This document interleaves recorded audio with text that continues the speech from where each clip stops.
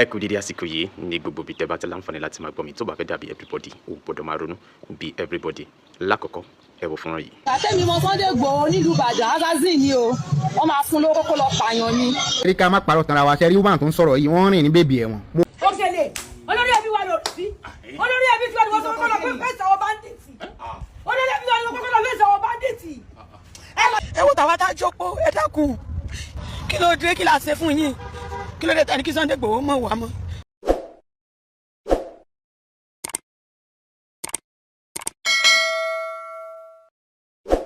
ọ̀tẹ̀ ló ń jẹ́ ló ń pè ọ́ kò sẹ́ni tí ò lórúkọ tiẹ̀ àti wípé ọmọ kì í gọ̀ títí sẹ́ẹ̀ kó gbàgbé orúkọ ara rẹ̀ ààfin tèmi ò nílò ìdánimọ̀ lọ́jà tó bá dọ́jà báyìí wọ́n á mọ̀ pé ó dọ́jà ni èmi tì í tòótọ́ Samuel Owóyẹmí fẹ́lẹ́fẹ́lẹ́ láyé lórúkọ mi fẹ́lẹ́ ní gbogbo èèyàn mọ̀ mí sí èmi náà kọ́ Ọlọ́run ọba òkè ló fún mi ṣe ní gbogbo ìgbà. àlàyé kan wà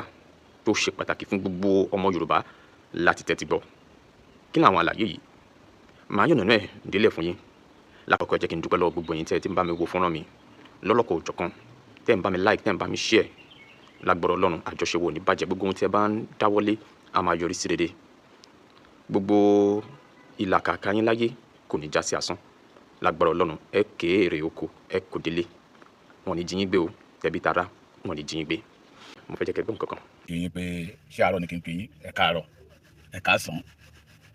ẹ kú ìyálẹ̀ta ní déédéé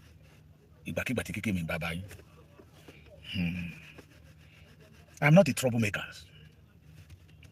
but I was born to defend what belonged to me. ọ̀jọ̀gbọ́n kan ọ̀jọ̀gbọ́n ni wọ́n àgbàlagbà ni wọ́n. ó ní Ọlọ́run tó dá wa sílé ayé yìí kò dá wa ká gbégbé ayé fún ara wa nìkan ó ló dá wa láti ká gbégbé ayé fún àwọn ènìyàn that they will benefit for what we did. pé either àwa láyé ni o ọ̀rọ̀ àbálọ tán o ní don't use your life to please yourself but use your life to please other people. That is why I believe in Sunday Igboho. That is why I follow Sunday Igboho. Sunday Igboho did not believe in himself but he believed in Yorubas. òun ò sọ lẹ́nu kó sọ àpò ìyàkọ́. òun dúró lórí pé ìran òun bí ọmọ aṣẹ́gìtà ṣe ń ṣẹ́gi èpò ṣe ń ná ní èpò ogi bẹ́ẹ̀ ni Sunday Adéníyì Adéyẹmọ Ìgbòho ṣá ṣe ń ná ní ìran Yorùbá bí Amẹ́ríkà ṣe ń ná ní àwọn ọmọ Amẹ́ríkà ṣe ń ná ní Amẹ́ríkà bẹ́ẹ̀ ni Sunday Igboho ṣe ń ná ní ìran Yorùbá. tó o bá jókòó pẹ̀lú Sunday Igboho 30 minutes tó bá tẹ́ bá jọ ń sọ̀rọ̀ lọ́wọ́ nínú ọ̀rọ̀ tó ń sọ wàá mọ̀ wípé omi tó wà lára ẹ̀jẹ̀ tí ń lọ sókè tí ń lọ sódò Yorùbá ni. ọ̀sẹ̀ mo kàn wá jókòó mo wá rò ó tẹ́ bá ka ilà ẹ̀kẹ́ Sunday Igboho mi báyìí kẹ́tù ka ilà ẹ̀kẹ́ kejì ẹ rí i pé àpẹẹrẹ àwọn akọni àná tó ti lọ nílẹ̀ Yorùbá ni maybe it is that because tó fi gbé Yorùbá rù. gbogbo ẹ̀yin tẹ́ ẹ sọ pé mo fowó Yorùbá nation ra mọ́tò ẹ̀yin ọmọ Yorùbá tẹ́ ẹ fẹ́ràn Ọlọ́run nínú ayé mi tẹ́ ẹ fẹ́ràn Sunday Igboho ẹ dákun ẹ ra mọ́tò fún mi èyí tí mo wà náà yìí àwọn tó mọ̀ ló mọ̀ Igboho gan mọ̀ pé kò ṣiṣẹ́ ẹ ra mọ́tò fún mi kí n tán sọ kó bá lè ṣe torí mo mọ̀ kíjọ́ kó máa ṣe bẹ́lẹ̀ máa wí owó Yorùbá lè ṣe ló fi kọ́lé owó Yorùbá ló fi ra mọ́tò owó Yorùbá ló fi ń jẹun owó Yorùbá ṣe owó àmẹ́ ṣe owó Ghana ni kí n lọ́ máa fi jẹun ni alẹ́ ti ya wèrè ẹ mọ̀ tó kù nínú ọ̀rọ̀ yín èèyàn kan pè mí lẹ́nìí ó ní bàbá èkìtì kí ni Gani Adams ṣe fún mi kí ni Sunday Igboho ṣe fún mi tí mo fi ń defend Sunday Igboho kí ni Gani Adams ṣe fún mi tí mo fi ń bá Gani Adams jà tí mo fi kórìíra ẹ̀ ẹ̀kọ́ tán kọ́ àwa ìkórìíra èèyàn nílé wa àìkórìíra èèyàn. mo wá dá wọn lóhùn mo ní èrèdí tí mo fi ń defend Sunday Igboho not because of money Igboho gan mọ̀ I defend Sunday Igboho because Sunday Igboho love Yorùbás orí pẹpẹ ń tà ń ṣe yín sìn ẹ lè ẹ bá rí níbi tó ti máa sọ̀rọ̀ Gani Adams láì dáa a kàn máa rẹ́rìn ni ilé tó yẹ kó fi sọ̀rọ̀ ó lè gbé Saheed Òṣùpá sínú fóònù ẹ̀kọ́ dára máa jó kó máa kọ́ kó máa ẹ mọ̀ pé kò máa jó. Sunday Igboho was born to defend the Yorùbá land bí mo ṣe ń bá nìyẹn sọ nìyẹn o mo ní gbogbo tí Sunday Igboho bá fa wàhálà fún ara ẹ̀ tójú ẹ̀ bá kàn bẹ́ẹ̀ á ní wẹ́ẹ́ tó mo bá ti lọ pẹ̀lú Ọlọ́run ló lẹ̀mí mi struggle continue but n tójú ẹ̀ rí because of Yorùbás I can bet it to you tírú ẹ̀ bá ṣẹlẹ̀ sí Gani Adams tó bá lọ́mọ Yorùbá máa kọ́ ọmọ Yorùbá ni eléyìí tó sọ pé DSS ti mú òun DSS ti ṣe gbá ṣé torí Yorùbá náà fi mú Gani Adams. Let us see the reality and see the fact. Sunday Igboho gbé Yorùbá rù lẹ́nu ọjọ́ bíi mẹ́ta kan sẹ́yìn nígbà tá gbé àwọn ọmọ Ògbómọ̀ṣọ́ láti lọ tí Ṣèyí Mákindé ń blọọkù ọ̀nà. Mo wá pé láàárọ̀ lọ́jọ́ kan pé olóyè kí ni ká ṣe sí kí ni bàbá bí a máa lọ rán èèyàn bẹ́ẹ̀ Ṣèyí Mákindé ni. Ó ní bàbá Èkìtì tó ń bá ti ń sùn igbe àwọn ọmọ yẹn lòun máa ń gbọ́. Ó ní bàbá Èkìtì òun ò lè sùn lóru torí pé ọkàn ẹ̀ wà lọ́dọ̀ àwọn ọmọ yẹn. Kò sọ́mọ títí ẹ̀ ń bẹ̀ o ìyàwó ò sí ń bẹ̀ o but he believe pé gbogbo àwọn tó kó ń bẹ̀ yẹn pátá ẹ̀jẹ̀ ni wọ́n. So táwọn kan bá jáde síta tó máa rọ́bì ìṣúrú ẹni bẹ́ẹ̀ ẹ wá ní káwa kan jáde síta ká má sọ̀rọ̀ nípa ẹ̀. Ẹ̀yin àgbà Yorùbá lẹ́dẹ̀ sọ pé táwo bá kì fún ni a máa ń kì fún àwo padà ni. You hear me? Tí àwo bá kì fún yàn èèyàn máa ń kì fún àwo padà ni. Sunday Igboho gbé ẹ̀mí ẹ̀ lẹ̀ torí ọmọ Yorùbá ó dẹ̀ rẹ́dì láti sáfù iná Yorùbá tó bá dẹ́ pé olú spirit tó wà nù Sunday Igboho ló wà nù Gani maybe we won't have problem we have today but the spirit tó wà nù Gani ni pé he want to become a leader so he can be able to make money and he's already make the money that is why he hijack OPC in the hand of Baba Dr. Frederick Fashion ó yàtọ̀ síra wọn náà I did not defend Sunday Igboho I'm not a blogger lè rí gbogbo tó ṣẹlẹ̀ tó bá ti yàtọ̀ sí ọ̀rọ̀ Yorùbá Bàbá Èkìtì ò ní dá sí tó bá ti yàtọ̀ sí tí ó mú òmìnira tí ó mú ìgbádùn bá ilẹ̀ Yorùbá tí Yorùbá ò ní ọwọ́ ara ẹ̀ I won't join notice I will never get notice. Oh mo yá òyìnbó bàbá wá sí òyìnbó. That is why I love him. That is why I came out to defend him. But because he defend my generation to come. Ẹ̀yin àgbà Yorùbá ni o lóòótọ́ àwọn àgbà kan wà tí wọ́n dánú o wọ́n dàgbà ní bọ́dì ni ẹ̀jìn nínú wọn ẹ̀jìn ọmọ kékeré ni. Ìkan níbi tí ìkan konú dé ó ní ó ń pera ẹ̀ ní chief kò sákun lọ́wọ́ ẹ̀ mọ̀ pé irú ẹni bẹ́ẹ̀ ó ti kú lórí so I did not defend Sunday Igboho because of money. I did not defend Sunday Igboho because I want to be relevant. I did not defend Sunday Igboho káwọn èèyàn lè like me no Sunday Igboho deserve it torí ó ti kì fún awo ẹ ti kì fún ìran Yorùbá. Àwa kan dìde wípé tẹ́ máa ní Yorùbá máa fi ojú olóore gúngi ni àwa kan sọ pé no kò rí bẹ́ẹ̀ Yorùbá nowadays ní fojú olóore gúngi. ṣe bọ́ni tí Gani jà tó ń pariwo fún nìyẹn pé Gani ìran Yorùbá ò ṣe é jà fún Yorùbá ò ṣe é nu ẹnu fún when you know that Yorùbá ò ṣe é jà fún and you cannot nu ẹnu for the Yorùbás kí ló dé tó lọ hijack OPC kí ló dé tó ní dandan ló lọ sọ́yọ́ kó fẹ́ jẹ́ Ààrẹ Ọ̀nà Kakanfò ká sọ̀rọ̀ síbi tí ọ̀rọ̀ wà. Mo rántí ọjọ́ tí Sunday Igboho torí tí kì í ṣe pé ó máa mú gain wá fún he spent more than 4 million naira lójú mi kì í ṣe pé wọ́n fi pàtó fún mi. Mo rántí brother mi kan Òjó Ìjẹ̀gbà fàyàwọ́ náà lónà he always say what Sunday Igboho tó ń ṣe fún.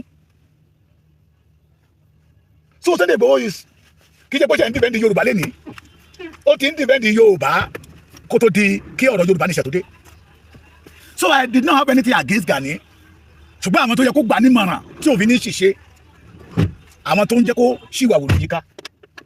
Let me give you one example nígbà táwọn Yorùbá ní ṣe bẹ̀rẹ̀ bàbá kan wà tájọ́ rìn lẹ́kìtì mi báyìí ó wá ní n tá à ń ṣe yìí agbẹ́dẹ̀ lọ bá àwọn OPC o láyé ìgbà yẹn là ń bomú láyé COVID-19 kẹ́ lè mọ̀ pé ọ̀nà ti jìnnà. So those people that no know irú èèyàn tí Gani jẹ́ tẹ́ ń jáde síta tẹ́ ń defend ẹ̀ àwa ọmọ sọ díẹ̀ Ọlọ́run jẹ́ kétí yín ó là mi ò kórìíra ẹ̀ ṣùgbọ́n ọ̀rọ̀ ẹ̀ dàbí ọ̀rọ̀ kò jó olúre ṣe ó gbọ́ kó olúre ó gbàdá olúre ó fi kọ́gi. The difference between me àti àwọn ọmọ tó ń jáde síta ìkan nínú wọn ti sọ pé ìkòkò ọbẹ̀ wọn orúkọ táwọn fi ń jẹun nìyẹn that is why they defend Gani but àwọn ń defend Sunday Igboho kó túbọ̀ lè máa bá wọn lé àwọn tó ń dẹrù bà wá nínú reserve wa. Àwọn ẹgbẹ́ àwọn lọ́sọ̀dọ̀ coordinator state coordinator OPC wọ́n ṣe meeting lọ́jọ́ yẹn ni ìyẹn ló ọmọ ọjọ́ mi ọmọ bí ìjọ tán ṣe meeting. Bí mo ṣe débẹ̀ mo rí wọn tó pọ̀ àwọn tó wà nínú meeting yẹn tí wọn ò ní bá máa lọ sí pé 150 wọn máa tó 200 lẹ́kìtì wa níbàyìí orí mi wú pé yes àwọn ìwọ̀n yìí tí wà lẹ́gbọ́ Fúlàní ò lè máa fìyà jẹ wá. They give me opportunity to address them àwọn tó ní mo hate OPC ni o mission rédíò tẹ́ fi ajá kè lọ́wọ́ àwọn bàbá wa Fẹ́mi Fáṣẹ̀hùn mo sọ̀rọ̀ wọ́n pàtẹ́wọ́ pé yes ẹni tó jẹ́ deputy yes ó ní yes mo mọ̀ tó OPC lóòótọ́ ó ní èrè ìdí tó fi dá OPC lẹ̀ nìyẹn kánpọ̀n ìyànà lára Yorùbá ìjàngbara Yorùbá ni ó wá aṣọ lógo wọn dáadé owó sì níyì 2019 lára owó táwọn ọmọ Yorùbá fún mi pé bàbá Èkìtì máa fi ra dátà tó bá ń jáde lọ máa fi wọ mọ́tò I give them 150,000 láwọn OPC Gani ni o wọ́n tó ṣe program kan ní Ìdòfábọ́rọ̀ they invite me pé kí wọ́n kọ́ fà wọn nígbà tí mo tún débẹ̀ gé tí mo rí gbogbo all the state local government tó wà lẹ́kìtì I was amazed and I donate money there again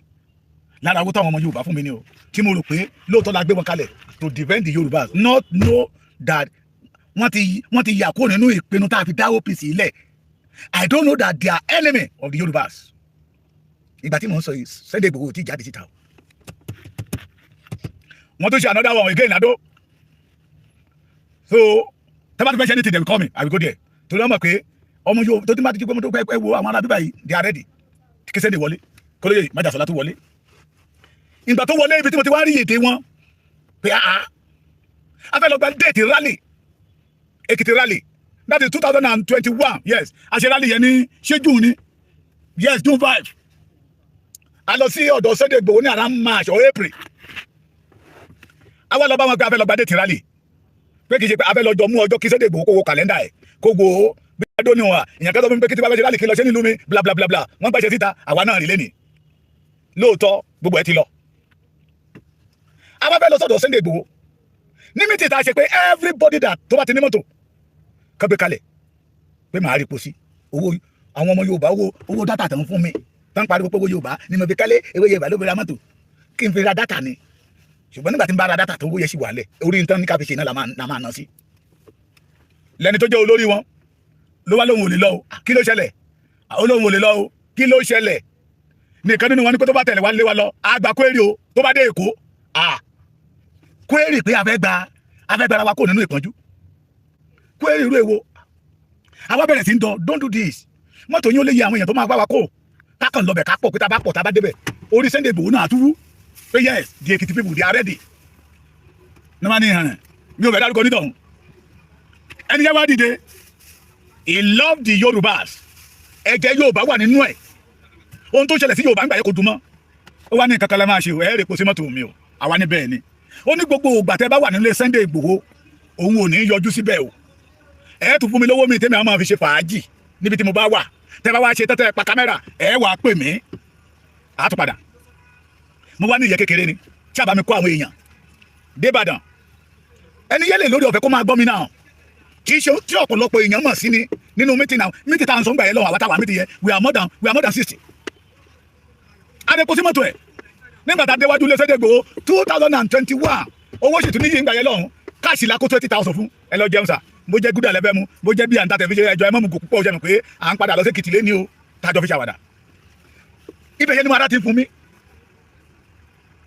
àwa padà dé Èkìtì wá ní sà why are you behaving like that as a leader tó ṣe pé èyí ló yẹ kó ṣe champion ó wá ní tí Gani bá rí òun tá a bá ṣe fídíò tó ń bá àpíànú fídíò yẹ wọn á lóun ti dalẹ̀ Gani o wọn á lóun ti dalẹ̀ Gani and now ask a question mo ń sọ ẹ̀yin ọmọ Yorùbá mo ní ẹ̀gbọ́n mi second boy ìyá mi ní òjẹ́ ìjọyìn OPC nígbà tán búra mo wá ní sà ṣé Gani lẹ búra fún ni àbí Yorùbá ó wá dákẹ́ ó ní bàbá Èkìtì kò lè yé mi so ibẹ̀ yẹn mo ti mọ̀ pé Gani yìí ṣe olóore Yorùbá Gani behave like a stranger pé ọmọ tápà tán pé yẹ lóòótọ́ àti lódodo ọmọ tápà ni so ẹni tí ò gbowó tó tún náwó ara ẹ̀ tó ń dèfẹ́ dìran Yorùbá tẹ́yìn ń takò ṣé ká máa wò ká máa fojú olóore kú kíní kó wá dọ̀là kí wọ́n ní ṣe bá sọ pé Yorùbá máa ń fi bí iṣu olóore ni ẹ ti ṣí I say this one kí Yorùbá lè mọ̀ wípé Gani ò fẹ́ràn Yorùbá rárá n tó fẹ́ lo Yorùbá fún nìyẹn ó fẹ́ fi Yorùbá gòkè kó máa fi Yorùbá kó láì ṣiṣẹ́ láì ṣàbọ̀ kó máa rí àwọn ọmọ Yorùbá lórí and I pity the Yorùbás ọ̀dọ́ àti rí àwọn àgbàgbà òpònú kan tó ń jáde síta tó ń sọ̀rọ̀ àǹdẹ̀ tó yẹ kó fún ní ìmọ̀ràn gidi ọ̀pọ̀lọpọ̀ nínú wọn bí lọ́mọ yes ọ̀pọ̀lọpọ̀ nínú wọn àkọ́bí wọn ju Gani lọ bọ̀ torí ntọ́ fẹ́ jẹ ó ti mú wọn di ẹrú Gani torí ntọ́ fẹ́ dà ó ti sọ wọn di ẹrú Gani láti lè bá Gani sọ̀rọ̀ pé ntọ́ fẹ́ ṣe yá èyí ọkọ̀ báyìí náà Yorùbá ó ti dogun sí wọn lára èrè ìdí tẹ́ fi rí wọn nìyẹn tó fi jẹ́ pé Gani ló ń ti ayé wọn síwájú Gani ló ń ti ayé wọn sẹ́yìn so ẹni tó dìde tó lè fi ẹ̀mí ẹ̀ lélẹ̀ fún ìran Yorùbá kí àwọn ọmọ tí ò ní kan ṣe tẹ́nìyàn kan jáde síta please your experience with Sunday Igboho ẹ jáde síta kẹsọ your experience with Gani Adams ẹ jáde síta kẹsọ láì blackmail tí ẹ̀rí dẹ̀ máa wà gbogbo ẹlẹ́dẹ̀ sọ ó sá kò ní Mọdákẹ́kẹ́ ni bí ò bá sá kò ní Mọdákẹ́kẹ́ kò ní débi tí ògùn ẹ̀ wà ẹ̀nà Mọdákẹ́kẹ́ ò gbàgbé ẹ ọlọ́mọdé àrí tó ṣẹlẹ̀ láàrin Mọdákẹ́kẹ́ àti Ifẹ̀ mọ́ ní ilẹ̀ Yorùbá tí darí máa fi parẹ́ àwọn Ifẹ̀ gan tún gbà á nígbà tó lọ bẹ̀ ẹ ṣáà nígbà tó lọ bẹ̀ ẹ rí bí bàbá wa Ọ̀jájá the number 1 citizen of Yorùbá land ṣe accommodate tẹ̀ pé Sunday ilé nílé ilé bàbá ìlú wa Sunday rí i pé òun ti bú Ọọ̀ni of Ifẹ̀ rí ó ronú pé wàdà torí pé kò ní ẹ̀mí ìgbéraga ọ̀tọ̀ ní kéèyàn ní agídí kó wá ní ìgbéraga sí kẹ́lẹ́ tó bá ti ní agídí tó wá ní ìgbéraga sí irú wọn ló máa parun torí pé gbogbo tó bá ti ṣe ní ọmọ bọ́ sí lójú ẹ̀ olúwọn ṣe mistake that is the problem gbogbo àwọn tó yí Gani ká àti Gani fúnra rẹ̀ problem tó ní nìyẹn they know all ọ̀pọ̀lọpọ̀ nínú wọn kò gbé mọ́ rí wọ́n máa sọ wípé àwọn làwọn tẹ́ni Sunday Igboho ẹgbẹ́ ìjẹba wa bí wọ́n lè lè pété ló tẹ́ni wọn ṣé bẹ́ẹ̀ tá bá ka ipasẹ̀ wọn orísun tí ọ̀pọ̀lọpọ̀ nínú wọn tó ti dìde ṣé jagunjagun ni wọn jagunjagun nìyẹn bàbá wọn ọ̀pọ̀lọpọ̀ nínú wọn bàbá wọn oníbàárà pọ́nbélé ni ọ̀pọ̀lọpọ̀ nínú wọn bàbá wọn àgbàdo ló ń ṣe kiri inú àgbàdo yẹn ni bàbá wọn bí wọn sí you are now condemn somebody that have a name òun bìdì orúkọ ó fi ẹ̀jẹ̀ ọmọ Yorùbá bìdì orúkọ ni ìyá jákè OPC ọmọ yẹn sọ wípé òun lè ka iye àwọn méètì wọn tí wọ́n pa lọ́kọ́ta tí wọ́n pa ní àgọ́ ó ń dárúkọ àwọn ìlú yẹn àtàwọn tó lọ fi ṣòfò ní Ọ̀wọ̀ ẹ má rárá bú tẹ́lẹ̀ Sunday Igboho orí títí yín rò ẹ̀yin lẹ́yìn tó pé Sunday Igboho ayé assassin ni Sunday Igboho ayé akíla ni Sunday Igboho ó wà lára àwọn tó pa Bọ́lá Ìgè Sunday Igboho ó wà lára àwọn 10 million march ṣe Tinubu ti ní kọjọ́ 10 million march Sunday Igboho Tinubu fún ní 50 million naira kan pa òun ẹ̀yin lọ́rọ̀ Sunday Igboho jẹ́ kẹ́ ẹ sùn but ọmọdé ni yẹmọ kò rí ti yín rò because we know all of you that you are a failure you don't have anything to offer the Yorùbá èrè ìdí tẹ́ fi jáde síta nìyẹn pé ẹni tó ní kankan láti offer Yorùbá ẹ fẹ́ di lọ́wọ́ so I love Sunday Igboho torí pé kò fẹ́ kí ìran Yorùbá parun ní Èkìtì wa ń bíbá ẹ̀mí mọ́ ní other state láyé àtijọ́ àwọn bàbá wa máa ń pè kíní kan wọ́n máa aṣọ kan ní aṣọ tami dànù tẹ́ bá kì í sómi báyìí tẹ́ ẹ̀ ń fọṣẹ gbogbo ọṣẹ yẹ òní dúró lára ẹ̀ wọ̀rọ̀wọ̀ ìdọ̀tí gan ráyè dúró lára ẹ̀ bẹ́ẹ̀ bá ṣe ń yọ́ba ìlú mi yọ́ ọmọ kó lára ẹ̀ tami dànù náà máa ń pè Sunday Igboho dúró gẹ́gẹ́ bí kàyàdànù fún ìyá Yorùbá kàyàdànù kò pa kó ìyá Yorùbá ń tó dẹ̀ ń bí yín nínú ni pé nígbà tẹ́ ẹ gbọ́ pé wọ́n sọ wípé gọ́ọ̀mẹ̀ntì ti approve ìlú ẹkùn ẹ̀yin dẹ̀ lẹ́tí wọ́n approve more than 5 years wọ́n approve yín ìlú ajá kó wù yín ká ẹ pè ní ìlú ẹlẹ́dẹ̀ kó wù yín ká ẹ pè ní ìlú ọ̀bọ kó wù yín ká ẹ pè ní ẹranko ìlú ewúrẹ́ kó wù yín ká ẹ pè ní ìlú kílẹ̀ tó wà mẹ́yẹ o àwọn ẹranko olè yẹn máa fi ń ṣeré nínú ilé yẹn ẹ má pè ní ìlú ológìní o ológìní náà jágbára dẹ ológìní náà máa ń sọ dẹ bó wù yín ká ẹ pè ní ìlú àgùntàn the federal government has approved it bówó yìí kẹ́pẹ́ Sunday Igboho ní fẹnuwú géètì bówó yìí kẹ́ sọ wípé janujanu ni bàbá mi àmọ́ sọ wípé oríṣi ogun mẹ́ta ló wà bó ti ń tọ́ tipẹ́ a ní ọ̀tọ̀ lógun ẹsẹ̀ ọ̀tọ̀ lógun ọwọ́ ọ̀tọ̀ lógun ẹnu mẹ́tẹ̀ẹ̀ta ló pé sára Sunday Igboho tó bá fẹnuwú géètì ilé ọ̀tá máa ń sá ni tó bá janu délé ọ̀tá máa ń bẹ́ lugbó ni ká má wá sọ pé ogun ọwọ́ tí ò ti bẹ̀rẹ̀ mẹ́tẹ̀ẹ̀ta ló pé sí lára that is the quality that we see in Sunday Igboho tó bá jẹ́ pé ẹni tìjú gbogbo bẹ́ẹ̀ ṣe ń jáde síta bẹ́ẹ̀ ṣe ń ṣe program ẹ lọ wo comment section ẹ mọ̀ pé ọ̀run ti kẹ̀yìn sí yín ayé gan ti kẹ̀yìn sí yín èyí tó yẹ ká ẹ wọ́nà láti tó ọmọlúwa olórin kan ní pé àyè ṣì wá láti tọ́ ọmọlúwa bí ẹ ṣe èyí tó yẹ ká ẹ wọ́nà láti tọ́ ọmọlúwa bí yín ṣe Sunday Igboho lẹ̀ ń lé kiri ariwo ìlú ẹkùn lẹ̀ ń pa kiri ẹ mọ̀ pé ìrònú ìkòkò ní máa ń pajá ìgbélẹ́nu fẹ́ ń dọ̀yìn the government has approved it oh bàbá wa sọ ní adékọ́ni kan ó ní kókó jábélé kálukú lómi ṣe tiẹ̀ kí ìwọ ṣe tiẹ̀ kí èmi ṣe tèmi ìjọ wo ló OPC ṣe nǹkan kan rí kí Sunday Igboho wá jáde síta pé àwọn OPC wọ́n jáde síta wọ́n lọ ń fly drop wọ́n lọ ń fly wọ́n ń gbé kámẹ́rà káàkiri tó bá jẹ́ pé ẹni làákàyè àtẹ̀yìn àgbààgbà tẹ́ ẹ̀ ń jáde síta tẹ́ ẹ̀ dàgbà ní bọ́dì tí ẹ̀ dàgbà ní ẹ́jìn tó wà nù yín ẹ́jìn ọmọ kékeré ló wà nù yín ọ̀pọ̀lọpọ̀ nínú yín ń tẹ́ máa jáde sọmọlúwàbí yín nù ẹ lọ gbọ́ interview or address tí Gani fi address Àgbàlá Gabriel tí kìíní bá wà ń bẹ̀ ni o fún yín ni o tí kìíní bá wà ń bẹ̀ fún yín bẹ̀lẹ̀ tí máa mọ̀ pé ọ̀tá Yorùbá ní Gani Adams pé ẹni tí yóò bá jà and now from today ẹ máa kó Sunday Igboho ní ọmọ yẹn ẹgbẹ́ ní ìwọ àti ẹ̀ ẹgbẹ́ ẹni tí ṣe pìtì ẹni tí tó jẹ́ pé ẹjọ́ ló wálé ayé ìwárò tí pinnu lórí ogun jagunjagun lẹ̀ Yorùbá if you don't want me to attack you again má pinnu lórí ogun Yorùbá mọ́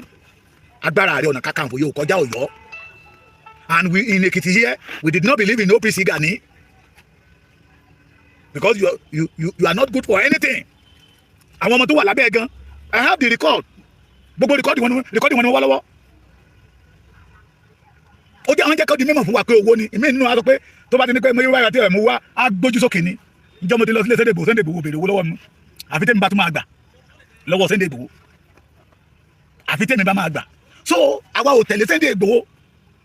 torí pé abẹ́ dìvẹ́ndì ẹ̀ pé ó fẹ́ bẹ̀yàn kẹjà. Àwa ń tẹ̀lé lẹ́yìn torí pé ó dìde láti support ìran Yorùbá. Àwa ti dìde àti tẹ̀lé ẹ̀yìn OPC bọ̀tí nígbà táwa mọ̀ pé OPC ti ti yín o ẹ̀ rẹ́dì láti jẹ́ kí Yorùbá ó survive. Láwa mọ̀ pé okay wọ́n ń pe kíní ìlówó òun lárónú. Wọ́n ń pe èèyàn lọ́mọ àlè ó dẹ̀ ń wúwo ọmọ àlè. Kí àṣírí tó bẹ̀rẹ̀ sí ń tú. Kí àṣírí tó bẹ̀rẹ̀ sí ń tú. Lára interview táwọn ọmọ Yorùbá pamọ́ fẹ́ tó wá ń tú síta. You say that Jonathan give you a contract of 4 billion. Kí láǹfààní tí Yorùbá jẹ́ nù ẹ̀? Majority àwọn tó tẹ̀lé lẹ́yìn kí láǹfààní tó jẹ́? Empowerment ńkọ́ that pieces OPC látọ̀dọ̀ ẹ̀. But you know how to organize them. Tó bá jẹ́ kó kó ikú ló fẹ́ kó wọn lọ. I did not blame you. N tó jẹ́ kí n blame ẹ̀ bàbá tó jáde lánàá bàbá onírúfìlà ọdẹ. Pé tí ènìyàn bá lóru àwọn àgbààgbà bẹ́ẹ̀ lẹ́yìn tí wọn ò lè gbà ní ìmọ̀ràn pé ìrírí mi pé mo délé ayé ṣáájú ẹ̀ kán gbà ní ìmọ̀ràn pé báyìí ni kẹ́ jẹ́ ká ṣe báyìí ni kẹ́ jẹ́ ká ṣe. Mi ò tún lè blame wọn ọ̀nà fún ọ̀nà ọ̀run ni. Mo sọ nínú ọ̀rọ̀ mi kan lára ọ̀rọ̀ táwọn bàbá wa lẹ́kìtì máa ń sọ fún wa ni pé oríṣi èèyàn méjì ló wà. Àwọn kan wà owó ló máa ń control owó ló máa ń darí wọn. Àwọn kan wà àwọn ló máa ń darí owó. Bẹ́ẹ̀ni ẹni tó owó bá ti ń darí ẹ̀ ṣọ́ra fún o. He can do undo tó bá ti jẹ́ ọ̀rọ̀ lówó dé ni. Bẹ́ẹ̀ bá ní kó lọ pa ìyá ẹ̀ bẹ́ẹ̀ bá ní kó lọ pa bàbá ẹ̀ bẹ́ẹ̀ bá ní kó lọ pa àwọn ọmọ gbọ́rọ́wọ́ ni torí owó. Ṣùgbọ́n ẹni tó bá ń darí owó tẹ́ bá ní kó ṣe kẹ́ báyìí á wò pé a ti gbọ́ pé èmi náà bá ní ìdí nǹkan báyìí. When Gani starting arrange it, Baba Frederick Fasehun, ó go against the constitution of OPC. OPC ò gbẹ́dọ̀ ṣòṣèlú, OPC ò gbẹ́dọ̀ gbọ́wọ́ lọ́wọ́ olóṣèlú. Baba Frederick Fasehun gba contract lọ́wọ́ Ọbásanjọ́. Ẹ jọ̀ọ́, kí ni Gani wá dé ọ̀dọ̀ Jonathan? Kí ni Gani wá dé ọ̀dọ̀ Peter Obi? 2023 he declared that any OPC man must not work with Bola Ahmed Tinubu pé Peter Obi náà gbẹ́dọ̀ ṣiṣẹ́ fún. Because ó fi Yorùbá pẹ̀lú ẹ̀mí ọmọ Yorùbá ó fi gòkè. Àgbàlagbà kan wá jáde síta pé orúkọ tán build tẹ́ni ẹlẹ́ni ti build for good 35 years tó tẹ́jẹ́ pé ọ̀pọ̀lọpọ̀ ìjẹ́ ọmọ Yorùbá ló tẹ̀ gòkè. Ọlọ́run máa bí yín o tẹ́ ẹ bá padà lẹ́yìn Sunday Igboho Ọlọ́run máa bí yín. Inú mi dẹ̀ ń dúpẹ́ ṣe ń lé tẹ́ ẹ̀ ń tutukutu lọ́lọ́run bá mi gbéga. Ayé fẹ́ kí torí wọ́n ní Karo White ní ẹ̀ tí ì jáde tán ẹ̀yin local government coordinator ẹ̀ jáde ẹ̀yin zona coordinator ẹ̀ jáde kí àwọn state má ti jáde. A fẹ́ Yorùbá ní ìkórìtà táwa yìí àwọn ọmọ Yorùbá ready láti mọ àwọn ọmọ àlè àárín wa. That so difficult if you want to defend their father's land. Ṣùgbọ́n tó rọrùn fún wọn láti defend the ọmọ tápà tó ń fi wọn gbowó. It's because àríjẹ́ ìmọ̀ dàrú náà làwọn náà. Ẹ jẹ́ kí n dákẹ́ báyìí. A dára fún ọjọ́ òní tiwa o. Ẹ̀yin ọmọ Yorùbá ilé tán náà ẹ̀kọ́ fún mi yẹn ṣì máa kọ́ o lágbára Ọlọ́run nínú ìrọ̀rùn. Ẹ ra mọ́tò fún mi o ẹ dákun ojú òní tì yín. Torí wọ́n ní owó Yorùbá ni mo fi ra mọ́tò ni mo fi kọ́lé ni mo fi ṣe gbogbo ẹ̀. Ẹ jẹ́ kí ọ̀rọ̀ wọn yẹ kó ṣẹ mọ́ mi lára. Àyàfi tí àwọn ọmọ OPC ẹgbẹ́ wọn ò bá ná nínú owó ẹ̀yọ́ ọmọ Yorùbá. Remain blessed. I still remain. Bàbá Èkìtì ìjẹ̀gbọ̀n ṣe dání kaba kọ̀ọ̀kan Gani ìjayà fún gbogbo OPC èmi ò ní rárá bò fún yín. I will come out with fact and evidence. Ṣẹ́gbọ́n mi ohun tá a bá ṣe ń lẹ̀ làbọ̀ àbá ṣẹ́gbọ́n mi àríṣe láríkà o ohun tá a bá ṣe ń lẹ̀ làbọ̀ àbá kí wọ́n padà sọ̀rọ̀ bàbá àárọ̀ yẹ wípé kẹ́rù ó mọ́ra ẹ̀ ní ẹrú kí wọ̀fà ó mọ́ra ẹ̀ ní wọ̀fà bí wọ̀fà bá wá ń ṣe bí ọba ìyẹn ló lè da ìlú rú. We will not allow Gani to behave like a king in Yoruba land because it's not part of us. Tó bá fẹ́ ṣe bí ọba kó padà sí Ghana ní orísun bàbá ẹ̀ ẹ ṣe I still remain Ekiti man, authentic Ekiti man. Gbogbo àtàkì yẹ gbogbo tẹ́tì yẹ kò jẹ́ ní ti kò tó nǹkan lára mi ṣe gbọ́ mi. Adúlá wàwà o one love. Ẹ ṣe rere yéyeye ẹ ṣe rere ẹ ṣe rere kó bá lè yẹ wá o ẹ̀yin ẹlẹ́tanú ẹ ṣe rere ẹ ṣe rere ẹ ṣe rere kó bá lè yẹ wá o. Àwọn bàbá àgbààgbà tó ń jáde síta torí pé wọn ò láṣọre lórí ìkọ́ni tó ń bá láṣọre lórí ìkọ́ni wọn ò ní máa gbèrò kọ́mọ ọlọ́mọ ó nílẹ̀ o ọmọ ọlọ́mọ tó dìde tó lóun fẹ́ kí ìran Yorùbá ó gbòmìnira ọmọ ọlọ́mọ tó dìde Ìgbòho ṣà tó ní ó ní kò sáyè kí Fúlàní ó pa ìran Yorùbá o làwọn àgbà dídìrín kan òpònú kan wá jáde síta wọn níṣe ló ń janu abẹnuwú gèètì ni wọn ló lọ dá ìlú ẹlẹ́dẹ̀ ẹlẹ́ ìlú ewúrẹ́ ìlú àgùntàn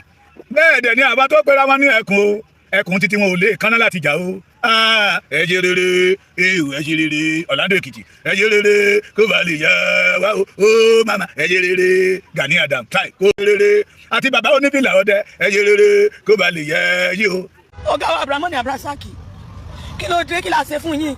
kí ló dé tani kí Sunday Igboho mọ̀ wá mọ́ ẹ jẹ́ kí Sunday Igboho wá ẹ dákun ẹ jẹ́ kí Sunday Igboho wá ẹjọ́ wa sèǹtàgbà rẹ̀ bá ká fún wa á ṣàlàyé fún kò ní mú ẹni tí ò yẹ kó mú kò ní pẹ́ ẹni tí ò yẹ kó pa á ṣàlàyé fún ipe Fúlàní pọ̀ ń Kwara àwọn Fúlàní tó sì ti tó hàn lẹ́mọ̀ náà wà ń bẹ́ẹ̀ ẹ dákun torí Ọlọ́run ẹ jẹ́ wọn wá àwọn tá a kọ́lé dẹni tí ń gbélé lé ó dẹni tí ó rẹ́ǹtì ilé kí ẹni tí ń gbé yàrá méjì dẹni táwọn ń gbé yàrá táwọn bíi mẹ́jọ ń gbénu yàrá kan gbogbo èèyàn kọ́ ló lè lọlé gbogbo olú ló ti dáwọ́rọ́ tán ẹ dákun torí Ọlọ́run kí ló dé tẹni kí Sunday Igboho mọ̀ tún wá mọ́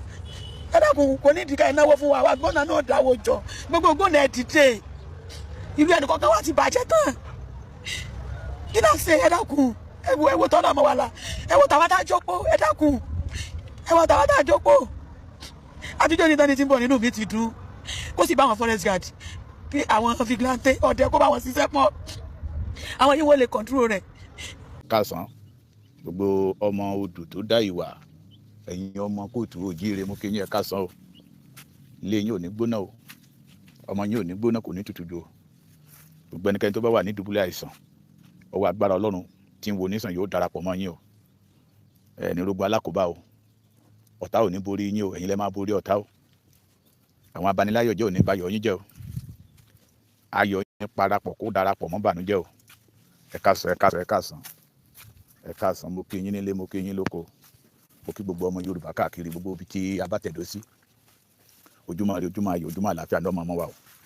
ẹ dákun ẹ dábọ̀ bẹ́ẹ̀ bá ti ń wọlé ẹ máa bá mi share program yìí bẹ́ẹ̀ bá ti ń wọlé ẹ máa bá mi pojúlówó àwọn ọmọ Yorùbá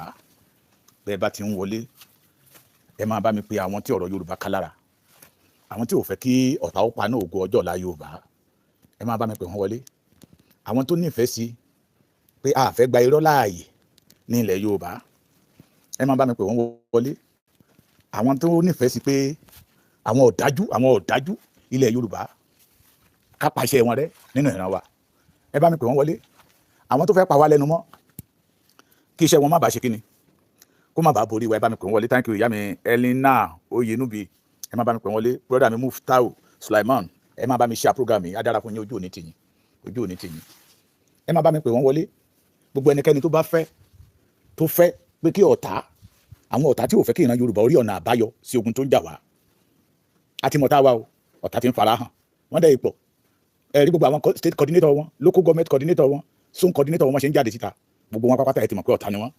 happy birthday sir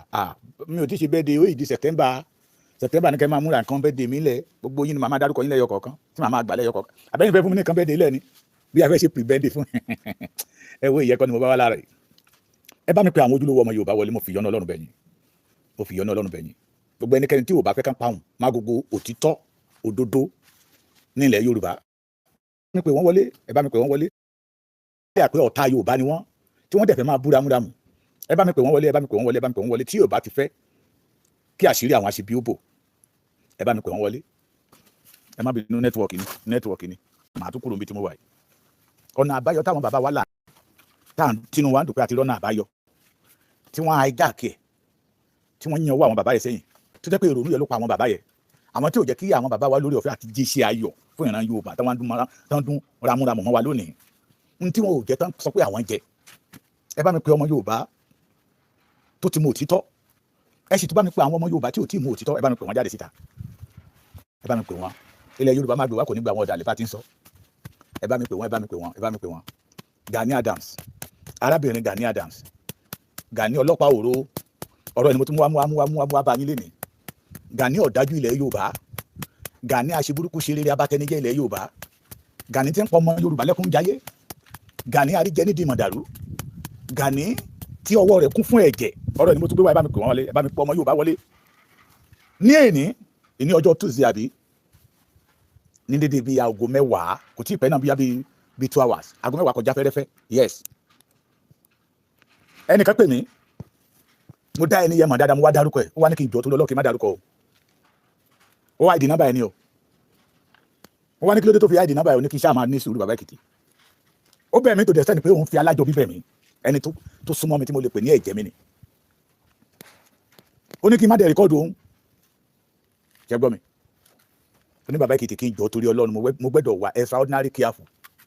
kì í dẹ̀ ń ṣe èmi nìkan agbẹ́dọ̀ wà extraordinary careful ó ní most especially àwa ta ní à ń tẹ̀lé Sunday Igboho mo wá ní kó dúró náà kì í ṣe pé à ń tẹ̀lé Sunday Igboho kì í ṣe pé torí pé a nífẹ̀ẹ́ Sunday Igboho ṣùgbọ́n torí pé Sunday Igboho nífẹ̀ẹ́ ìran Yorùbá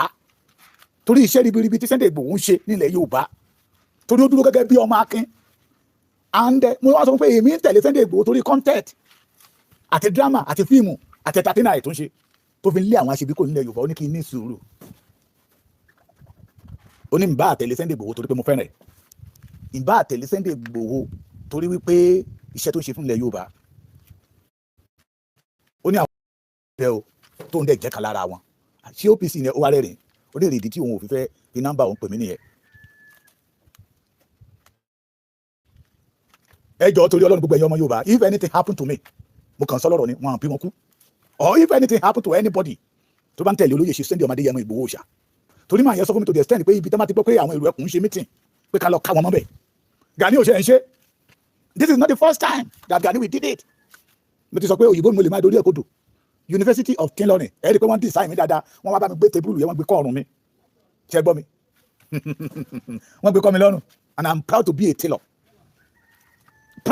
tailoring dan onírò àríjẹ ní mọ̀dàrú bíi ti Gani Adams dan apààyàn bíi ti Gani Adams dan abatẹnijẹ bíi ti Gani Adams dan alọ́nilọ́wọ́gbà bíi ti Gani Adams ṣe ń di ọ̀rọ̀ mi gbogbo ẹ̀yin tí gbogbo àwa tá a dúró nídìí òdodo pé ilẹ̀ Yorùbá ò gbọdọ̀ di ìní Fúlàní inú Gani odò sí yín gbogbo ẹ̀yin tẹ́ ẹ dúró that you volunteer yourself to fight for the Yorùbá race tẹ́ fi join ìlú ẹkùn inú Gani odò sí yín o wọ́n níbi tá a bá ti ń ṣe meeting káwọn ọmọ wọn lọ máa dàwárú ńbẹ̀ èyí tó má lè pakapa kán kó àdá àti ọkọ̀ àti àìbọn kán lọ bá wọn bẹ̀ kán bá wọn fà á torí wọ́n sọ wípé iṣẹ́ táwọn ti ṣe lẹ̀ Yorùbá ló tún pè yìí ọmọ Yorùbá ẹ má bínú ní ti gbé ni o ẹ má bínú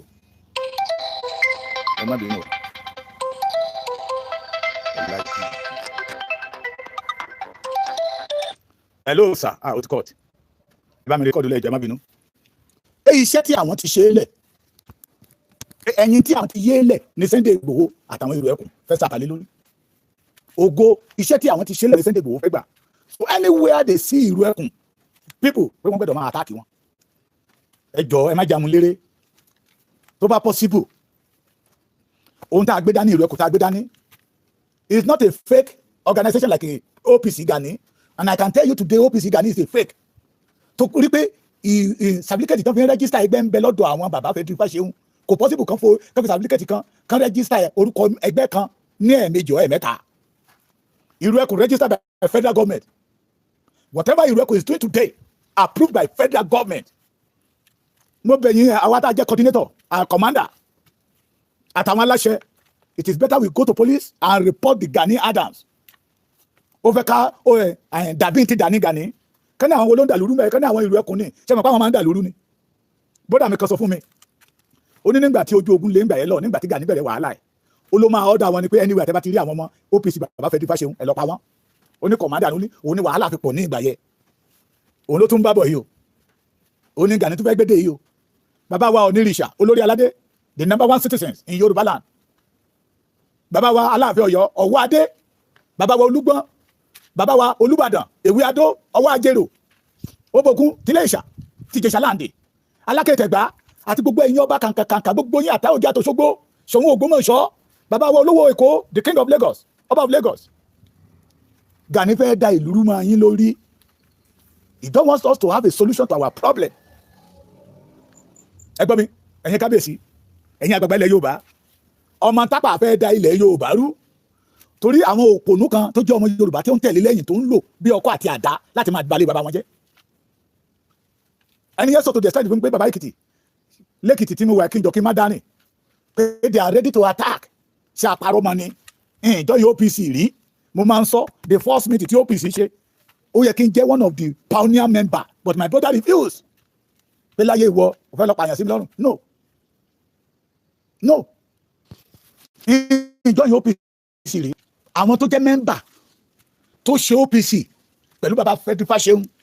nígbà tí Gani parọ́ mọ́ bàbá yẹ kó lọ ṣòṣèlú tó kúrò lẹ́yìn bàbá Fẹ́dúfà Ṣeun tọ́jọ́ yìí Gani Adams tó wá ń tú àṣírí ìrìn àjò tó fi wọ́n rìn. Let me tell you one thing, ọmọ tó jáde síta tó ní Gani sáré ju rélùwé lọ, he was not a member of OPC, ṣùgbọ́n àti rí OPC bíi mẹ́ta mẹ́rin tó sọ pé ọ̀rọ̀ tọ́mọ yẹ sọ òdodo ọ̀rọ̀ ni. ṣé gbọ́ mi sà, ẹ̀yin ọmọ Yorùbá, most especially àwa tá a jẹ́ Ìlú Ẹkùn, ó yẹ kí n pe àwọn aláṣẹ lókè ní Ìlú Ẹkùn kí n sọ fún wọn. ṣùgbọ́n mo sọ eléyìí gẹ́gẹ́ bí ìkan nínú ọmọ Ìlú Ẹkùn,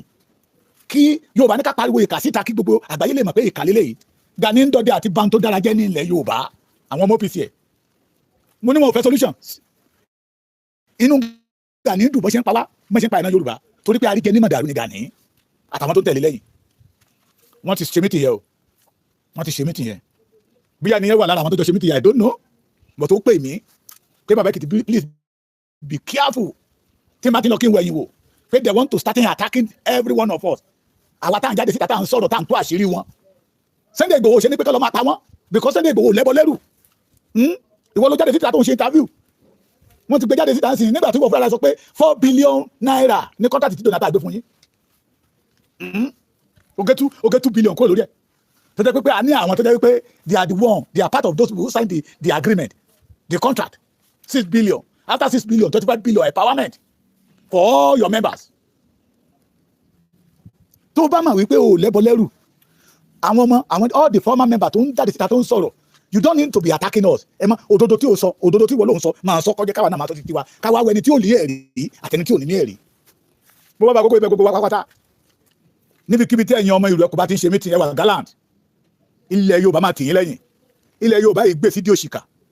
ilẹ̀ Yorùbá ò ní gbé sídìí ọ̀dájú. ẹ wà gallant. OPC Gani, they are prepared to start attacking us and we must report them to the police, Nigeria police. pé tí wàhálà bá ṣẹlẹ̀ kì í ṣe àwa, àwọn ọmọ Gani ni, àwọn ọmọ Gani ni. and brother mi tẹ́ ẹ pè mí please, mi ò ní dárúkọ yín, ẹjọ́ I want to have your number so we can be able to discuss very well to have a solid evidence. torí olórí burúkú ní Gani, kì í ṣe pé ó ṣe ń ṣe lé ní àwọn tó ń lò ń gbà yẹn lọ́ta ní àwọn bàbá Gani, àwọn bàbá Dr. Fẹ́dúfà Ṣeun ṣe meeting níbi kan níbẹ̀ yẹn o, ẹ lọ attack wọn bẹ̀ because you want to become a leader at all costs. tẹ́lẹ̀ kó sọ nínú Samuel kẹ́ pé àwọn kan fẹ́ kí olórí jagunjagun ó di méjì nílẹ̀ Yorùbá. ta ló fi jẹ jagunjagun nílẹ̀ Yorùbá? mi ní jẹ́ kí program yóò pọ̀ but mo fẹ́ kí ọ̀yin ọmọ Yorùbá kẹ́ ẹ tètè mọ̀ Gani fẹ́ dáhùn tó títò, ó fẹ́ dàrú nílẹ̀ Yorùbá pẹ̀lú àwọn ọmọ wèrè tó ń kó kiri torí pé àríjẹ ní mà dàrú ni. mo sọ̀rọ̀ kan níjọ́ àná mo ní wọ́n rí Sunday Igboho gẹ́gẹ́ bí ẹni tó fẹ́ fọ́ ìkòkò ọbẹ̀ wọn, wọ́n rí Sunday Igboho gẹ́gẹ́ bí ó fẹ́ dí ọ̀nà tí wọ́n fi ń jẹ ìjẹkújẹ, ó fẹ́ di. mo lẹ́ fi rí àtàwọn obìnrin tó ti fa abẹ́ jóná, àwọn obìnrin tí ò nílé ọkọ gbé, ẹlòmíì máa bóra nú wọn. tẹ́ bá fẹ́ bóra ẹ yẹ kẹ́ ẹ lo ọṣẹ gidi, kẹ́ ẹ lo kírímù gidi. ibi ẹ̀ á ti jóná, ibi ẹ̀ á jóná, ibi ẹ̀ á jóná, ibi ẹ̀ á jóná, á wá di alábọ̀ bálabàla. náà wá ń jáde síta Sunday Igboho náà ni, Sunday Igboho náà ni. ẹ bá jẹ́ kájọ máa sọ àṣírí Sunday Igboho tó bá wà lọ́wọ́ yín, kẹ́ ẹ máa sọ síta. àṣírí yín náà tó bá wà lọ́wọ́ wa, the people are tired of you. àwọn tẹ̀ ń lò kiri, bàbá yẹn sọ ó ní tó bá jẹ́ pé Gani dúró ọ̀rẹ́ òun ò ní kú lọ́wọ́, pé tó bá jẹ́ pé Gani dúró ọ̀rẹ́ òun ò ní ṣe kíni, kò ní kú ní ọ̀wọ̀. ìkan jáde síta ó ní bàbá Èkìtì kì í ṣe pé Gani sá eré nìkan, Gani ń sunkún bí ọmọ kékeré ni ní ọ̀wọ̀. wọ́n wá jáde síta pé irọ́ ló ń pa. ta ló ń parọ́? ta ló ń parọ́? so ẹ̀yin ọmọ Yorùbá, Divine Ultimate TV, you're welcome. mo kí yín, respect. ẹ jọ̀ọ́ torí Ọlọ́run, tí ẹ bá gbọ́ gbà á lọ́tún gbà á lósì, kì í ṣe ọmọ Ìlú Ẹkùn o. Ìlú Ẹkùn wá láti wá make a violence with anybody. adẹ̀ndúpẹ́ lọ́wọ́ àwọn bàbá wa Àgbẹ̀kọ̀yà, àwọn bàbá wa vigilante, the hunters, they welcome Ìlú Ẹkùn pé ọmọ ọkọ ni ọ̀tá ilẹ̀ Yorùbá nìkan náà ló jáde síta tó ní òun ló ní ògo tí ìṣògo títí ẹ̀. ṣé nígbà tó máa dá OPC ilẹ̀, tí bàbá Fẹ́dúfà Ṣeun máa dá OPC ilẹ̀, ṣé a gbọ́ pé àwọn bàbá wa Àgbẹ̀kọ̀yà go against ẹ̀? OPC Àgbẹ̀kọ̀yà kì í ṣe nǹkan àná, kì í ṣànàná dálẹ̀. Àgbẹ̀kọ̀yà ti wà long time ago. OPC Gani, they are prepared to start attacking the Ìlú Ẹkùn because of jealous. ṣé gbọ́ mi? mo sọ eléyìí kí gbogbo ọba ilẹ̀ Yorùbá ó lè gbọ́, mo sọ eléyìí kí ẹ̀yin àgbàgbà ilẹ̀ Yorùbá ó lè gbọ́, mo sọ eléyìí kí gbogbo àwa tá a gbàgbọ́ nínú sinimá entertainer content tí Sunday Igboho ń ṣe tá a dẹ̀ rí pé ó mú ìsinmi ó mú ìtura ó mú afẹ́fẹ́ ògo afẹ́fẹ́ ìtura afẹ́fẹ́ àlàáfíà afẹ́fẹ́ ìfọ̀kànbalẹ̀ ó mú kó máa fẹ́ nílẹ̀ Yorùbá ká lè gbọ́ wípé Gani ń palẹ̀ ogun mọ́ láti da ilẹ̀ Yorùbá rú àtàwọn ọmọlẹ́yìn ẹ̀ bí wọ́n ṣe ń pa ìran Yorùbá inú wọn dùn sí ẹni tó fẹ́ stop ká máa rí ìran Yorùbá pa inú wọn ń bàjẹ́ sí ṣe gbọ́ mi kẹ́ ẹ lè mọ̀ pé ọ̀tá ìran Yorùbá ni Gani kẹ́ ẹ lè mọ̀ òun gan mọ̀ pé afẹ́fẹ́ ti fẹ́ pé kò sí ibi tóun lè sápamọ́ sí nílẹ̀ Yorùbá so he want to turn into war and I believe that all the reckon leaders will not allow it to happen but àwọn sọ ilé kí gbogbo ọmọ Yorùbá lè gbọ́ wọn á ní bàbá Èkìtì nígbà tó gbọ́ nígbà yóò ṣe pariwo síta ló jẹ́ kí n máa pariwo pé àwọn ọmọ Gani ń wà lọ́kàn àwọn ọ̀dájú people's congress ọ̀dájú people's confusions ọ̀dájú people's corruption they are prepared to start an attack àwọn tó ń tú àṣírí wọn ìwà tó ti wù lánàá tó ń gbé síta and I always say it bóyá àmì Canada jáde síta ó sọ pé ìrù ẹ kò kọ́ ni problem yín ìwà burúkú tẹ́ ti wù sí ilẹ̀ Yorùbá ò ní problem yín ìwà burúkú tí Gani ti wù sí ilẹ̀ Yorùbá kó máa gbọ́ pé ẹgbẹ́ tó ti ya kúrò pé wọ́n ṣe mítì níbi kókó dẹ̀ ọ́ dà pé ẹ lọ pa wọ́n ó tó máa ń fún Gani ní ayọ̀ tó máa mú kínú Gani dùn tó máa mú ìfọ̀kànbalẹ̀ bá Gani tó máa ń pa Gani ní ẹ̀rín ni pé kó máa pa ọmọ Yorùbá níbi tí wọ́n ti ń pa ọmọ Yorùbá inú Gani máa ń dùn ni èrèdí tó fi rí Sunday Igboho gẹ́gẹ́ bí ọ̀tá Sunday Igboho dẹ̀ rí ohun tó máa ń pa Sunday Igboho nínú jẹ́ ni pé kó rí pé wọ́n ń pa ọmọ Yorùbá bí ẹni pẹ́ran Sunday Igboho always happy to defend the Yorùbá people but opposite ni ti Gani ṣe gbọ́ mi ẹ jọ òun ló fi jẹ́ pé gbogbo ohun tó jẹ́ ti Yorùbá ló fẹ́ máa kó gbọ́n mọ́ra kó máa kẹ́sà máa pè ní olórí ogun ilẹ̀ Yorùbá ló fi àdé ibà mo dẹ̀ ti sọ̀rọ̀ yẹn so many things Báṣọ̀run ló ní ibà ní ilẹ̀ Yorùbá Báṣọ̀run we can call Báṣọ̀run ibà we can call Balógun ibà not Ààrẹ Ọ̀nà Kakanfò Ààrẹ Ọ̀nà Kakanfò was number 5 in Ọ̀yọ́ town not in Yorùbá land so Gani was nothing in Yorùbá land àṣírí àǹtú adẹ̀bí àkókò ìpè bàbá wa Aláàfin Ọ̀yọ́ ọba Akeem Ọwọ́adé Ẹlẹ́wẹ̀ẹ́tù tí Gani bá da ogun lẹ̀ nílẹ̀ Yorùbá orúkọ Ọ̀yọ́ ò ní parẹ́ o kì í ṣe sí rere o sábúrú ni o torí pé wọ́n máa sọ wípé ẹ̀yin Ọ̀yọ́ lẹ fi Gani jẹ oyè wọ́n máa sọ wípé ẹ̀yin Ọ̀yọ́ lẹ gbé Gani lẹ́yìn it is better kí ẹ̀yin Ọ̀yọ́ Mèsì àti bàbá wa Aláàfin Ọ̀yọ́ dìde náà kẹ́ ẹ̀ tètè wọ́n àkàkọ́ ṣe sí ẹ ọmọ dìgbòlugi tó pera ẹ̀ ní Gani Adams yìí àtàwọn wèrè tó ń kó tẹ́lẹ̀ yìí kiri tí wọn ò fẹ́ àlàáfíà fún ìran Yorùbá ìwà wọ́n ti fi hàn pé àríjẹ ní màdàrú ni wọ́n ò fẹ́ kí ilẹ̀ Yorùbá ó tòrò ìwà àwọn ti fi hàn wípé bí wọ́n ṣe ń pa ìran Yorùbá inú wọn dùn sí olójú òde nílájú ẹ̀ lẹ́sà kábíyèsí kíta lùwọ̀ kó wọ́ wọ́n lọ fly drum wọ́n lọ fly kíní kankan inú gbó tí Sunday Igboho lọ pẹ̀lú àwọn Nigeria army Nigeria police fly drum ló fún àwọn Nigeria army ní orí ọ̀fẹ́ to locate those people to be able to capture them ṣùgbọ́n inú Gani òdò sí torí àríjẹ ní màdàrú ni òun ló fi ń lépa ló fi ń ní lọ́kàn láti fi máa àtáàkì wa ẹ̀yin bàbá mi lẹ́kìtì kété ẹ̀yin bàbá mi lẹ́kìtì kété lóòótọ́ ní àwọn ẹ̀kànnà kọ̀ọ̀kan lẹ́kìtì bíbà yìí but spinal cord lẹ́kìtì bíbà wa kọ́ la kan ìṣẹ̀dálẹ̀ Èkìtì ti kan ẹlẹ́mìlálẹ̀ Èkìtì ti kan torí gbogbo àwọn tó jẹ́ strong member lẹ́kìtì bíbà wọ́n ti padà lẹ́yìn ẹ̀ pé tó bá ti wá sẹ́kìtì bíbà yìí pẹ̀lú máa ń gbé wọ́n nígbà tí ò bá ti rówó gbà nígbà táwọn dẹ̀ ti gbé jù lọ gbọ́ àwọn ẹ̀hànnà kan tí ò rí kan ṣe kan tó jẹ́ pé wọ́n ń dalé bàbá wọn rú ni wọ́n ṣì wà lẹ́yìn they are trying to attack me they are trying to attack irú ẹkùn tẹ́yìn bàbá wa fọwọ́ sí lẹ́kìtì bíbà yìí tẹ́ sọ wípé ọmọ yín ni Sunday Igboho tẹ́ ń kọ́ ni pé Sunday Igboho máa bá iṣẹ́ rẹ lọ iṣẹ́ rẹ ń dùn mọ́ wa lọ́kùn Sunday Igboho máa tẹ̀síwájú à ń bẹ lẹ́yìn rẹ ẹ̀yin la ní lẹ́yìn ká tó sọ wípé kò sí nǹkan tí Fúlàní lè bá wa ṣe nílẹ̀ Yorùbá Gani want to destroy your plan kábíyèsí bàbá mi wá àjèrò Olúkòtì Olúkẹrẹ Oníkòyí bàmí Ewíadó bàmí Aláyégúnlẹ̀ of Ayégúnlẹ̀ land bàmí àtà ayédè kábíyèsí ọwọ́ òkè mẹ́sì tí mo bá ṣe rántí yín màmá dárúkọ yín lẹ́ẹ̀kọ̀ọ̀kan yín bàbá orí ọ̀fọ̀tún Gani fẹ́ iṣẹ́ rere tẹ́ gbé kalẹ̀ ó fẹ́ bàjẹ́ ẹ bá wa pé bàbá wa the number 1 citizen of Yorùbá land Ọọ̀ni of Ifẹ̀ ká tètè bóyá ṣe nìyẹn máa fi so Gani mọ́lẹ̀ torí inú ẹ̀ máa ń dùn tó máa ń pa ọmọ Yorùbá lójoojúmọ́ òun ló máa ń fún Gani ní ayọ̀ ló máa ń fún Gani ní ìfọ̀kànbalẹ̀ ló máa ń fi ẹ̀rín sí ọkàn Gani kó máa gbọ́ kó wọ́n pa 50 ní ilẹ̀ Yorùbá lẹ́ni wọ́n kó 50 lọ ní ilẹ̀ Yorùbá lẹ́ni inú Gani máa ń dùn ni that is why you see him became the enemy ẹni tó sọ pé ilẹ̀ Yorùbá no wọn lè máa pa abẹ́ nípa ẹran olójẹ́ jáde síta kí n sọ̀rọ̀ ṣe gbọ́ mi Gani is planning to start attacking the Yorùbá peoples ẹ̀yin bàbá wa ẹ dákun ẹ dábọ̀ ẹ má jẹ́ kí Gani ó ṣàṣeyọrí torí ó ti ra àwọn ọmọ wa kan níyè bó bá ní ká lọ pa bàbá wọn wá lọ pa jẹ́ mo máa sọ fún yín pé bí 1000 ẹ̀mí ọmọ Yorùbá bá ṣubú lè ní kò túnú ká lára Gani torí pé ó máa ń jẹ́ inú dídùn nínú ọkàn Gani ni ẹgbọ́n kan nínú àwọn tó kó lẹ́yìn Gani náà ti sọ. ẹ ṣé o gbogbo ẹ̀yin àṣìbàjẹ́ lórí olóyè Májàsọ́lá Sunday Igboho sà owó àbádámi àbúrò ní ṣẹ́bẹ̀ ní oníṣẹ́mi rẹ̀ Ìbà Gani Adams ẹ ṣé adúpẹ́ ó ní iye ọdún tí èmi fi wà nínú OPC ó sì ní iye years tí mo fi sí OPC nígbà tó OPC rìn dáadáa tó OPC ní ìtumọ̀ láyé bàbá Fáṣẹ̀hùn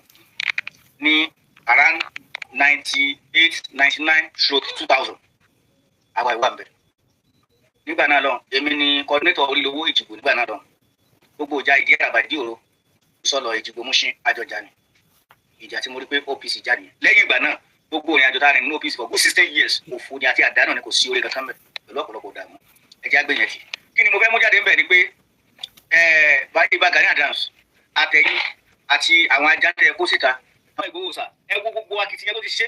yes òfò Ìgbòho sà ẹ wo gbogbo akitiyan tó ti ṣe yes òfò ni àti àdánù ni kò sí orí kankan bẹ̀ pẹ̀lú ọ̀pọ̀lọpọ̀ dààmú. ẹ jọ̀ọ́ ẹ má pè ní ààrẹ kẹjọ. kí ni mo mú jáde ń bẹ̀ ni pé Ìbà Gani Adams àtẹ̀yìn àti àwọn ajáde kó síta àwọn ń sọ̀rọ̀ lórí olóyè Sunday Igboho sà ẹ dákun ẹ jọ̀ọ́ o ogun ní Ìbà Gani Adams ẹ jẹ́ ká bira wa kájọ sọ ogun wo lẹ jà yìí ogun tẹ́ ẹ jà yìí kò ju ogun ìgbà tí ẹ dalẹ̀ Fáṣẹ̀hùn tẹ́ ẹ pín yàgò lábẹ́ Fáṣẹ̀hùn tẹ́ ẹ dá dúró ẹni kí àwọn ọmọ OPC tẹ́ ẹ kójọ àwọn ọmọ Gani tẹ́ ẹ kójọ kí wọ́n lọ máa ba gbogbo sóònù bí wọ́n bá ti gbọ́ Fáṣẹ̀hùn wọ́n lọ máa ba gbogbo sóònù bẹ̀jẹ̀ wọ́n máa pa ogun tẹ́ ẹ jà yìí náà nìyẹn ọyẹ tó sogun tẹ́ ẹ tó jà náà nìyẹn ọyẹ tó sogun tẹ́ ẹ sọ bí ẹ ti rí ogun tẹ́ ẹ jà yìí náà ti sọ rí. lẹ́yìn náà Sunday Adéyẹmọ Ìgbòho sà ẹ wo gbogbo akitiyan ti ṣe nílẹ̀ Yorùbá inú gbó tó wọ̀ lọ lásán ẹ kọ́kọ́ lọ wo gbogbo tó ṣe gbogbo sẹ̀mídẹ́ẹ̀tì látàìmọ́ yọ ọdún ọwọ́ tó ṣe nínú gbè lásán iṣẹ́ gbogbo ẹ̀ ti gbénu ayé ṣe tábàrò tó lọ tábà lè para wa sọ ẹrù ìjà ní báyàn ẹrù ìjà ọba mi ẹrù ogun ọba mi gbà kankan kí ni pírọ́blẹ́mù yín náà kí ló dọ́gbẹ́ yìí ọmọ Yorùbá ẹ̀yin ilẹ̀ Yorùbá yìí ẹ bá ti rẹ̀ tó ṣe dára ẹnu yìí dùn sórí pé ibi ìbàjẹ́ lẹ́tí ń jẹ ibi ìbàjẹ́ lẹ́tí ń mú ibi ìbàjẹ́ lẹ́tí ń jẹ èèyàn ìbàjẹ́ yẹn wá wà lára ilé mi wípé ẹ̀sùn ẹ̀sìn ìbàjẹ́ tó wá wà ilé mi wípé ibi ìbàjẹ́ yẹn ẹ̀ kó mẹ́mọ́ tẹ́ bá ti rẹ̀ tó fẹ́ máa tako ìbàjẹ́ tẹ́ ń ṣe yẹn ọmọ ajé ogun fún yín tẹ́ bá ti rẹ̀ tó tí ò fẹ́ tí ò join yín níbi ìbàjẹ́ yẹn tí ò lè support yín níbi ìbàjẹ́ yẹn ẹ̀ máa wá máa dáná ogun abẹ́nufẹ́ jẹ́ kí sọ fún yín o ṣe é sòtọ́rọ̀ fún yín kò sí bẹ́ẹ̀ tí wulẹ̀ kẹ́ ṣe tó ogun yóò ní borí olóyè Májàsọ́lá Sunday Igboho sà ogun yóò lè borí ẹ̀ gágáró kẹ́ ẹ̀ nílé ìdásílẹ̀ lágbára lára rẹ̀ torí pé Ọlọ́run ló gbé kalẹ̀ àwọn onílẹ̀ ló gbé kalẹ̀ èèyàn kọ́ ẹ̀ nílé mu kí ni pírọ́blẹ́mù yín ẹ̀yin èèyàn lórílẹ̀-èdè ẹ̀ níwà gidi ẹ̀ lọ́rọ̀ gidi ẹ̀ níṣe gidi ẹ̀ ní sọ̀bọ́tà tó dáa fọ́mọ Yorùbá ẹ̀ ní sọ̀bọ́tà tó dáa fáwọn tó súnmọ́ yín ó ní ìgbà dábìwá ní OPC kí ni dáadáa ẹ gbèsè fọ́mọ OPC rí olórí burúkú tó bá tún sọ OPC ń tẹ̀lé yín lásìkò ìwé ní àdánù èèyàn ni ẹ bá tún tẹ̀lé yín ní OPC lásìkò kí ni dáadáa gbèsè ní OPC orí burúkú òfò wọn àdánù nígbẹ́ ní OPC tàbí tó àbúrò olùdíọ̀rọ̀ mẹ́rìndínlógún ṣe kí n tó jára mi dànù ẹ wá sọ fún mi lónìí ọmọ ẹgbẹ́ OPC tó jẹ́ pé ó sọ OPC ó sórí ló sọ OPC ò jẹ́ èèyàn kí ló jáde wá káwárí ọ̀gbẹ́ tó lè sọ pé nídìí OPC tó ń ṣe yìí ló ti wá jẹ́ èèyàn ẹgbẹ́ ọ̀jáde ó fowó àdánù ní mẹ́mẹ́ àti wàhálà jàgídíjàgẹ́ ìjà ojoojúmọ́ ẹ máa lọ gba ìyàwó ẹ máa fi dógún lẹ̀ mọ́kọ ìyàwó ẹ lùpa kí ló ṣẹlẹ̀ kí ló kún tẹ̀ jà rí kí ni wàhálà tẹ́ fèsì rí kò sí inú tí olóyè Sunday Igboho ti ń fèsì báyìí kò sí ẹnì kankan nínú OPC tó fèsì èèyàn kan rú ẹ̀rí afogun ara wa ká fèsì ara wa máa para wa ká máa jagun a máa gbé yẹ sóònù Fáṣẹ̀hùn sóònù Gani ogun tẹ̀ jà láyé yín náà nìyẹn ẹ wá fẹnu jára wẹ fẹnu tako ẹni tọ́lọ́ ń lò tọ́lọ́ sì ń lò lọ́wọ́lọ́wọ́ àtẹ̀yìn àti ẹni gọ́vnọ̀ àti ẹni olórí burúkú kan tó bá jẹ́ wípé ẹjọ́ pa àmọ̀pọ̀ lórí olóyè Sunday Igboho ẹjọ́ sòfò tọmọtọmọ ni lágbára lọ́wọ́ Elédùà bẹ́ẹ̀ ni ó ṣe rí Igboho sà nǹkan kò ní sẹ́mi rẹ ajá bá ń gbọ́ ajá gbó lásán ni nǹkan kò ní sẹ́mi rẹ lágbára wọn nílẹ̀ lágbára àwọn tọ́lọ́ ń kó ní ayé fún bẹ́ẹ̀ ni lágbára àwọn tí wọ́n nílẹ̀ Yorùbá lágbára àwọn alálẹ̀ lágbára àwọn jagunjagun tó ti lọ jagun lẹ̀ Yorùbá yìí nǹkan kò ní sẹ́mi rẹ gbogbo ẹ̀ bá wa sọ pé jagunjagun tó bá ń gbé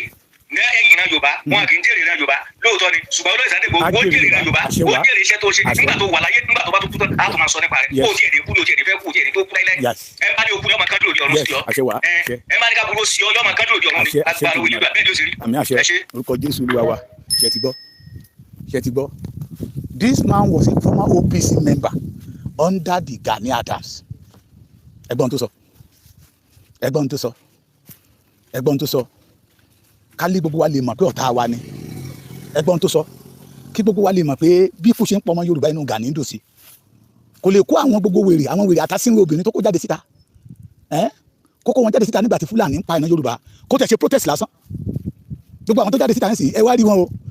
they do not have power they do not have energy láti protest against the killing of the Yorubas in Yoruba land. But they have energy, ability to come out and go against the Sunday Igboho movement. ẹ fi làákàyè gbé ọmọ Yorùbá tẹ́ máa fi mọ̀ pé olórí burúkú ọmọ àlè ọmọ ìrankíran ní Gani tẹ́ máa fi mọ̀ pé àwọn bàbá wa ti ṣe àlejò gbà tá fi gbarú bàbá Gani láti Tápà ọmọ Tápà tí wọ́n ń dalẹ̀ Yorùbá rú. Do you see the symbol of Yorùbás nínú blood Gani? Ara ló máa pa gbogbo yín, ogun máa pa gbogbo yín, gbogbo àwọn agbára tó ti wà lẹ́ Yorùbá máa dojú ìjà kọ yín bẹ́ẹ̀ ṣe ń ṣe inú dídùn sí pípa ilẹ̀ Yorùbá. So lẹ́ẹ̀kan sí, all the Iruekuns, let us be extraordinary careful. Let us be extraordinary be careful. Gani ti ń pinlẹ̀ torí ó ti mọ̀ kó ti bọ́ lọ́wọ́ òun, ó mọ̀ pé abẹ́rẹ́ ti bọ́ lọ́wọ́ adẹ́tẹ̀ òun ti dìtẹ̀. You know that there is no solution. Wèrè wa lọ ń ṣe òwa ní àwọn àwọ́ọ̀dù tó jẹ́ pé tajàtẹ̀ra ló ń gbà nígbà tá àwọ́ọ̀dù sì jẹ́ àwọ́ọ̀dù ká tó fún èèyàn láwọ́ọ̀dù bó bá dá ṣọ́ọ̀ṣì lẹ́lẹ́ ní tó bá ti fẹ́ rówó gbà lọ́wọ́ ẹnìkan ládùúgbò fún láwọ́ọ̀dù.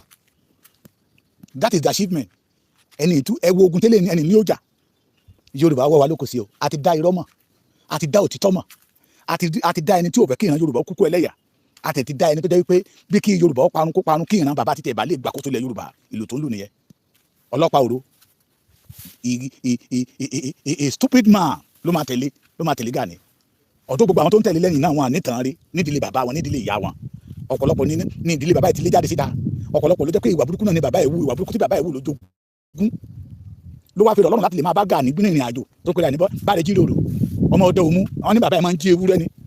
òun ló fi ń ṣe inú dídùn sí olè tí Gani ń jà nílẹ̀ Yorùbá. Àwọn akẹ́wà wọn ní apààyàn ní bàbá wọn, gbogbo ẹ̀ la máa tó àṣírí ẹ̀ ní ó fi Ọlọ́run láti máa tẹ̀lé ẹni tí ń pa ìran Yorùbá. OPC kí ló kan OPC pẹ̀lú Iruekun? Gani fẹ́ sọ ilẹ̀ Yorùbá di ilẹ̀ bàbá ẹ̀, ó fẹ́ sọ di títí ẹnìkan. He want to become kama pè ní field marshal of Yorùbá land. Ogun ló máa pa ìdànù Gani Adams, ogun ló máa pa ìdànù. Sórí ó lè rí orúkọ tó lára èmi àtàwọn wèrè tó bá wà lẹ́kìtì bíbẹ̀ tán rò pé wọ́n tẹ̀lé ẹlẹ́yìn, ó lè rí irun kan tú. Ilẹ̀ máa mú ẹ Gani, ilẹ̀ máa mú ẹ pẹ̀lú aburú tó ń ṣe nílẹ̀ Yorùbá. Àwọn tó ń lò lánàá ní ìlú ẹrú ló wá jáde lẹ́yìn tó wá ń tó àṣírí ẹ̀. Àwọn tó sákò lẹ́yìn gbogbo àwọn tó sákò lẹ́yìn Gani láyé wọn ládùn láyé wọn lóyin. Àwọn tó wà lẹ́yìn Gani dè ní lára wọn lẹ́rí bàbá tó jáde síta tó jẹ́ pé etí ló gbé fìlà dúró Gani ti lò wọ́n mọ́ gbà. Ogun kì í yò ẹ̀yin ọmọ Yorùbá késekése lẹ́tì rí kàtàkàtà ń bọ̀ lọ́nà bàbá késekése. Àwa kọ́ la fẹ́ dogun abẹ́lé ilẹ̀ o, Iruekun wá fún àtúnṣe ni. Our mission, our vision, the leader of Iruekun, their vision, their mission is to deliver the Yoruba land in hand of the Fulanis. Oninu Gani Odosi. And again, I thank God for the life of all the Agbekoyas, the hunters, the vigilantes, because they believe we have the same vision against the vision of Gani Adams. Ọmọ àlè, olórí ibú, abatẹnijẹ́, ilé bàbá ẹ̀ ló máa bàjẹ́ ní Tápà. Olè, àríjẹ ní mọ̀dàrú, olè, oníkóbí kò dídọ̀ onígi òró, olè, gbogbo àwọn tán ló ṣe lórí nílẹ̀ Yorùbá ibi ló fi ń ṣú wọn. Ó tún fẹ́ fi ibi ṣú, ó ti ń fi ibi ṣú ọmọ Yorùbá. Ẹni tó fẹ́ fi ibi ṣú náà ní ilẹ̀ Yorùbá, ilẹ̀ yẹn máa mú ẹ Gani. Adára fún yín jáde mo fẹ́ kí fídíò yóò pọ̀. Ẹ bá mi share ẹ jọ̀ọ́ ẹ bá mi share jẹ́ kí gbogbo ọmọ Yorùbá ó rí pé Gani ó fẹ́ dogunlẹ̀, ó fẹ́ máa da ìrìn àwọn Iruekun ní ogun pé anywhere tó bá ti ń ṣe meeting kan ló máa attack wọn bẹ̀ bó ṣe ní attack bàbá Fẹ́mi Fáṣẹ̀hùn tó bá ṣe tí bàbá Fẹ́mi Fáṣẹ̀hùn tó bá mú jẹ tí Iruekun máa há ẹ lọ́nà fún. God bless all of you.